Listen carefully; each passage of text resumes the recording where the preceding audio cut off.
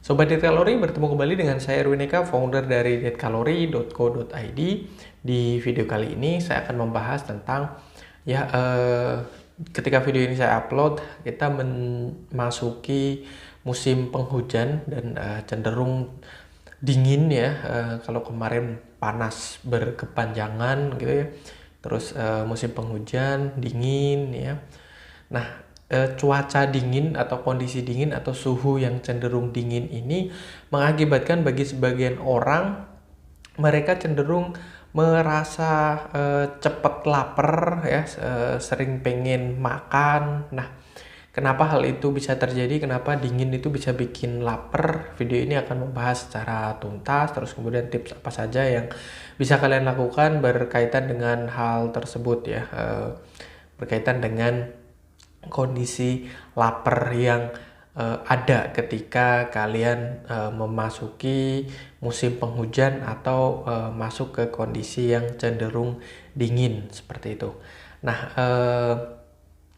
jawabannya ya kenapa kita cepat lapar ketika kondisi situasi atau cuaca sedang dingin semacam seperti ini gitu ya.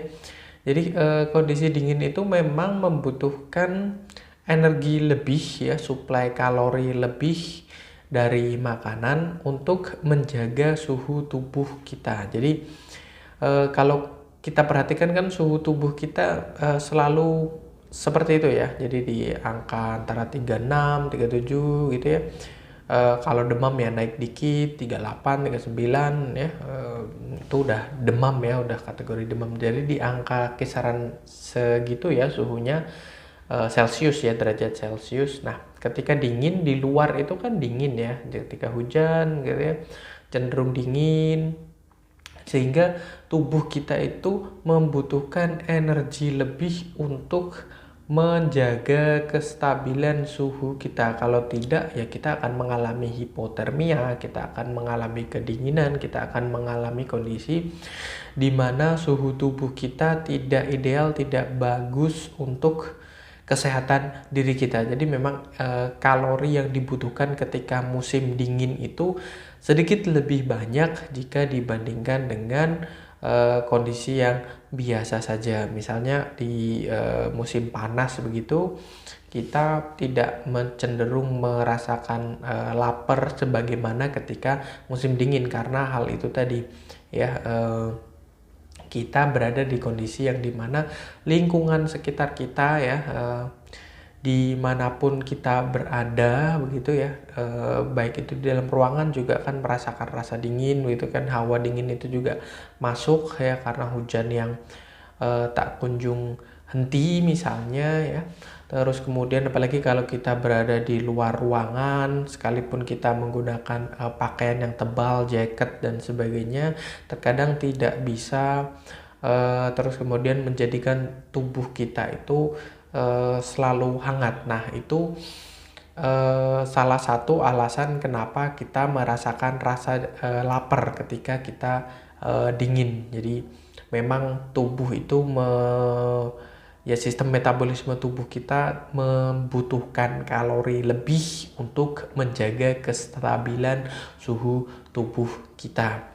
Terus kemudian ya, kita juga cenderung memang mengalami kondisi ya ketika musim dingin itu seperti kita istilahkan ngidam gitu ya. Kalau untuk ibu hamil ngidam ya kayak punya keinginan, punya hasrat untuk makan makanan yang panas, makan makanan yang berkuah, makan makanan yang hangat gitu ya. Ketika kita makan, tubuh kita akan merasakan rasa hangat, tubuh kita akan merasakan rasa nyaman begitu ya, karena ya di sekitar itu sudah terlalu dingin begitu. Nah, itu juga pola itu terjadi ya beberapa kali dalam kehidupan kita dan berulang-ulang sehingga menjadikan kebiasaan. Kenapa kita berpikir bahwasanya dingin itu kita pengen makan atau kita lapar, karena itu tadi kita minum minuman hangat, kita makan makanan hangat, nyari sesuatu yang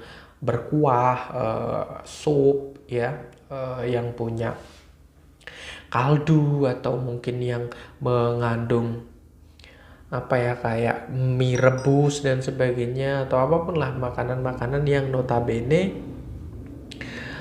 menghangatkan tubuh kita seperti itu. Jadi kita memang lebih pengen untuk mengkonsumsi makanan-makanan hangat, makanan-makanan yang secara kalau kita makan begitu di mulut itu ya terasa panas, terasa warm, terasa hangat gitu ya, karena ya suasana terus kemudian kondisi suhu di lingkungan sekitar kita itu cenderung dingin, dan itu menjadi pola sehingga ketika dingin, ketika lagi hujan gitu, kita bawaannya pengen yang anget-anget. Nah gitu, jadi kata atau kalimat pengen yang anget-anget itu menjadi pola, sebagaimana saya bilang tadi ya, semacam ngidam seperti itu. Ini perlu diketahui bahwasanya misalnya poin yang pertama tadi ya, memang di kondisi cuaca dingin itu kita cenderung membutuhkan kalori lebih untuk menjaga kestabilan suhu tubuh kita. Kalau tidak, kita akan hipotermia dan sebagainya. Nah, di kondisi ini sebetulnya jumlah kalorinya pun tidak terlalu terpaut jauh, tidak akan terus kemudian membuat kita sampai makan 2 kali lipat dari kondisi yang biasanya. Artinya di musim dingin tidak terus kemudian kita makan sampai 6 kali misalnya, atau makan yang nasinya itu lebih banyak 2 kali lipat, yang tadinya biasanya 1 centong, 1,5 centong jadi 3 centong. Enggak yang seperti itu sebetulnya kebutuhan secara faktual ya, secara hitung-hitungan kalorinya gitu. Paling naik cuman beberapa ratus kalori gitu ya, di antara angka sekitaran 100 sampai dengan 150, 200 lah maksimal, tidak terlalu terpaut banyak. Seperti itu jumlah kalori yang dibutuhkan. Masing-masing orang tentu saja berbeda, tergantung berat badannya saat ini, tinggi badannya saat ini, itu mempengaruhi gitu ya. Karena ya jumlah kalori ini ya juga diambil dari setiap kalori itu kan energi yang dibutuhkan untuk setiap gram berat badan untuk menaikkan suhu sebanyak 1 derajat Celcius, macam seperti itu. Nah, jadi korelasinya memang sangat kuat, tapi sekali lagi tidak terlalu signifikan, artinya tidak terlalu terpaut jauh di antara musim kemarau dengan musim penghujan. Tidak sampai, memang ada perbedaan tapi tidak cukup signifikan, dan tidak bisa kalian jadikan alasan untuk terus kemudian seenaknya makan dan sebagainya. Yang itu tadi tercipta pola pembenaran dalam diri kalian yang mengatakan atau meyakini bahwasanya ya namanya musim dingin itu emang lebih doyan makan, lebih gampang lapar, lebih butuh energi banyak, lebih asupan makanan yang lebih banyak dan sebagainya. Seperti itu, memang lebih banyak tapi sedikit gitu loh. Artinya tidak terlalu banyak, sedikit lebih banyak ya, itu bukan berarti benar-benar banyak ya. Jadi harus benar-benar dibedakan gitu. Dikit lebih banyak is oke. Jadi menambahkan misalnya snacknya, tambahannya sesuatu yang mengenyangkan ya, sesuatu yang memang menghangatkan, itu akan sangat berguna sekali dan membuat kalian stay on track, nantiasa mengendalikan apa yang kalian makan. Jadi nggak ada alasan terus kemudian kalau dingin diet cenderung gagal, berat badan cenderung naik dan sebagainya. Kalau kalian tahu, kalau kalian sudah menonton video ini, saya jamin kalian nggak akan seperti itu, karena kalian sudah paham gitu. Nggak ada lagi pembenaran ya, excuse terus kemudian alasan atau apapun itu yang menyatakan bahwasanya kalian bisa untuk makan sepuasnya, sekenyangnya, mentang-mentang lagi musim dingin. Terus kalian juga bisa lebih prefer makanan-makanan yang menghangatkan, mungkin makanan yang mengandung jahe atau kencur ya, atau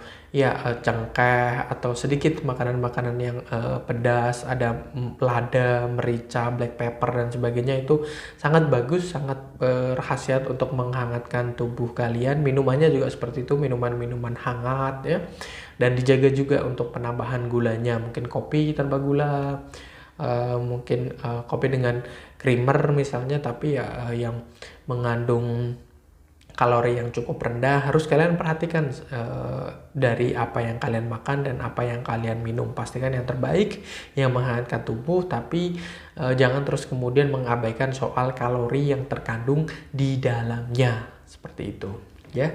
Jadi dua hal tadi memang, dan ada beberapa hal-hal lain, tapi secara umum dua hal tadi berkaitan dengan kenapa kita ketika musim dingin itu cenderung, atau di kondisi yang dingin ya, tidak harus musim dingin, misalnya kita berada di suatu ruangan yang cenderung dingin gitu, mungkin AC-nya di setnya terlalu gede atau kita persis di bawah AC sehingga dingin, kadang kita merasa lapar dalam kondisi seperti itu. Dua alasan tadi ya, karena faktor kalori yang memang dibutuhkan untuk menjaga kestabilan suhu tubuh, dan kebiasaan kita yang memang ketika dingin kita mencari makanan untuk menghangatkan atau minuman yang menghangatkan tubuh kita. Tapi sekali lagi kalian harus bijak untuk ya mencukupi jumlah kalori sesuai dengan kebutuhan, jangan berlebih. Oke ya. Saya rasa itu mudah-mudahan bermanfaat bagi kalian. Jangan lupa like, comment, dan share. Subscribe juga bagi yang belum subscribe. Dan follow juga sosial media kami yang ada di bawah ini. Ada podcast di Spotify, ada Instagram, dan juga Facebook fanpage. Silahkan di like, dan sampai bertemu kembali dengan saya, Erwin Eka dari dietkalori.co.id.